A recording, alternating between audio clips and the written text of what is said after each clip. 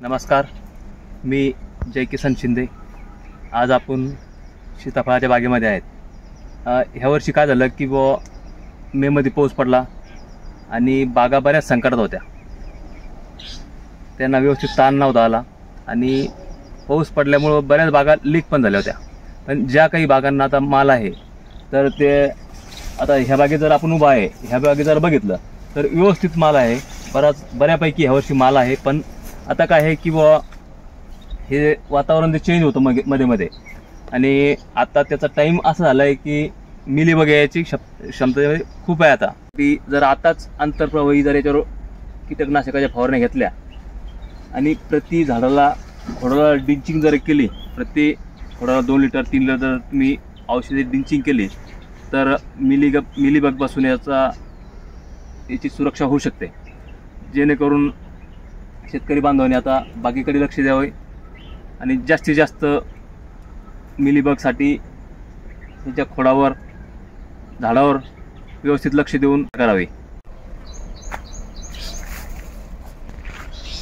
यामध्ये जर घेतलं आता तर ग्रेड 2 म्हणून येतं, एक मायक्रोन्यूट्रिएंट असेल, अशा फवारण्या जर घेतल्या तर जी यावर्षी साईजचा जो प्रॉब्लेम आहे तो साईजचा प्रॉब्लेम सुद्धा खूप म्हणजे बऱ्यापैकी त्याचा रिझल्ट बागेवर येईल आणि अशा प्रकारे बागेची आपण काळजी घ्यायला पाहिजे।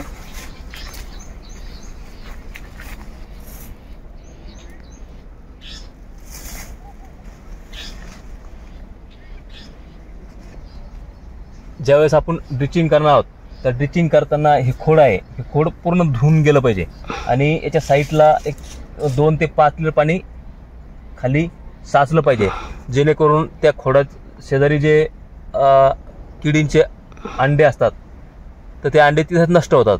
जेणेकरून ते जर इथं जर ते आता सावध नाही त्याच्यातून जर बाहेर निघले तर ते झाडावर येणार आहे। झाडावर जर ते गेले तर त्याचा उद्रेक खूप होतो आणि ते कंट्रोल करणं खूप अवघड असते।